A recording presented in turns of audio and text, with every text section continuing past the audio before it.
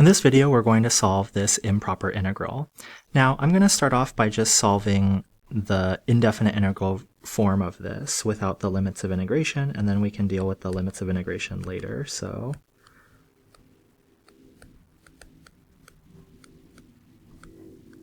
And to start off this integral, we're going to use integration by parts. So I'm going to let u equal tangent inverse of x. And then du is going to be 1 over 1 plus x squared times dx. And then for dv, we're going to set that to equal whatever's remaining in our integral. So we have x over 1 plus x squared squared times dx. And I need to use u substitution to integrate this. So let's come down here to do that.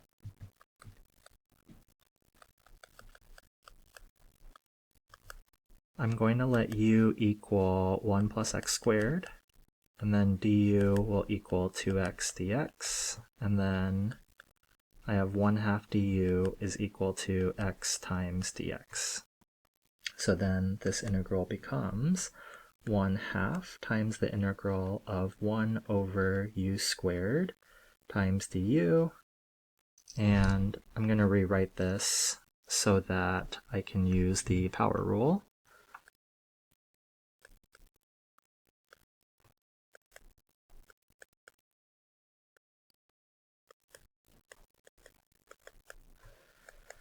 And so that gives us negative 1 over 2 u plus c, and if I sub in u, I get negative 1 over 2 times 1 plus x squared plus c.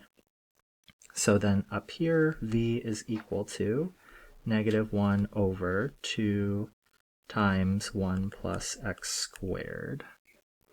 And remember that when we're using integration by parts, we have ultraviolet minus super voodoo.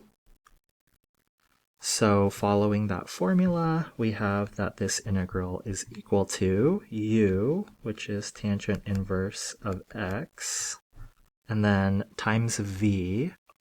So I'm going to have a negative here, and then 2 times 1 plus x squared. Then we're going to subtract the integral of v du. Notice that v has a negative 1/2 that I can factor out. This negative 1/2 here, I can factor that out. So then that would give me plus 1/2 times the integral of v.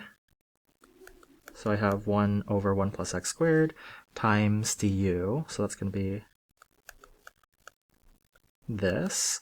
And notice that these have the same denominator, so I can really combine this into 1 over 1 plus x squared dx, and then this would be squared. There we go. Okay, so now we want to figure out this integral here, and I'm going to ignore the 1/2 for right now. We can bring that 1/2 back later. And to solve this indefinite integral, I'm going to use trig substitution. So I'm going to say let x equal tangent of theta, and that will give us that dx is equal to secant squared theta times d theta. So my underlined integral now will become the integral of 1 over 1 plus tangent squared theta, quantity squared, times dx is getting replaced with secant squared theta times d theta. And using one of our Pythagorean identities, I can rewrite this as secant squared theta d theta over secant squared theta quantity squared. That's going to change into the integral of 1 over secant squared theta d theta. That's just from algebra. And from here, we can use one of our reciprocal identities to rewrite this as the integral of cosine squared theta d theta. And then from here, we can use our power lowering identity to rewrite this as 1/2 times the integral of 1 plus cosine of 2 theta d theta. Okay, so let's integrate each of these terms. That's going to give me 1/2 times the antiderivative of 1 in this case will be theta, and then we need a u substitution. I'm kind of just going to do the u substitution in my head, so that's going to give me 1/2 sine of 2 theta, and then plus our constant of integration. However, our original integral was in terms of x, and so we need to have our answer not be in terms of theta, but in terms of x. So I'm going to draw my right triangle, and we know that x is equal to tangent of theta, so tangent of theta is opposite over adjacent. Opposite over adjacent here, this would be theta, and then if we use the Pythagorean theorem, our hypotenuse length would be 1 plus x squared. So we can continue on with this. We have 1/2 theta. I'm going to rewrite sine of 2 theta using the double angle identity for sine. And so if I use the double angle identity, that will give me sine of theta times cosine of theta plus c.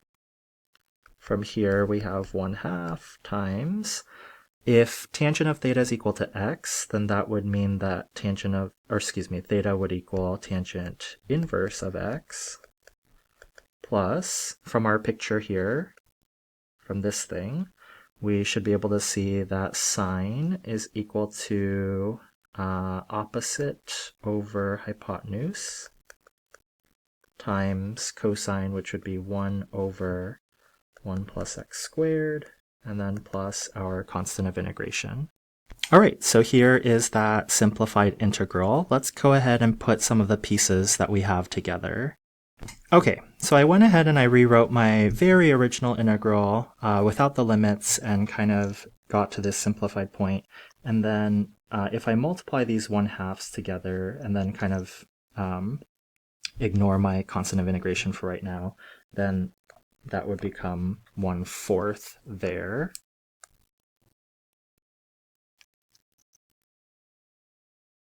And that is the answer for the indefinite integral. Now let's go back to considering our limits of integration, because our original integral was an improper integral. And so let's get rid of my constant of integration. I'm also going to distribute in this 1/4. So if I do that, then I'm going to have a 4 here and a 4 here.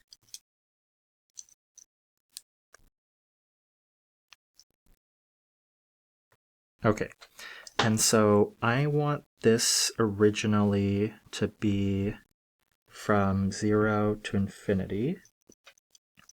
And I'm going to get rid of this piece right here. And so what I can do now is say that this is equal to the limit as b approaches infinity of, let's see, this thing here where x is equal to 0, x is equal to b, and we're going to take the limit of that eventually.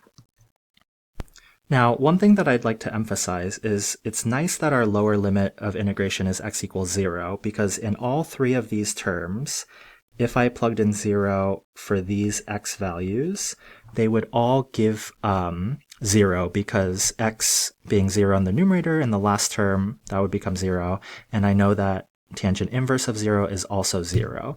So all of that is to say that we only need to plug in b, because the other fractions are going to become 0. So this is equal to the limit as b approaches infinity of, and I'm just going to go ahead and throw in b there, Okay, so using limit laws, I can apply the limit to each of these terms individually. So let's look at the last one. This thing is a rational function in b, and notice that the degree of the denominator is higher than the degree of the numerator, and so this fraction is going to go off to 0. And then this first fraction here, the numerator is going to approach pi over 2, or negative pi over 2, because that's where the horizontal asymptote is for the graph of arctangent, and the denominator is getting infinitely large, so if I have a constant over an infinitely large number, that's going to go off to 0. Lastly, I have this thing here, so if I took the limit of this fraction here as b approached infinity, that would end up equaling pi over 2 is the location of our horizontal asymptote, and we are dividing that by 4. And so our final answer is going to be pi over 8. And that concludes this video. Thanks for watching.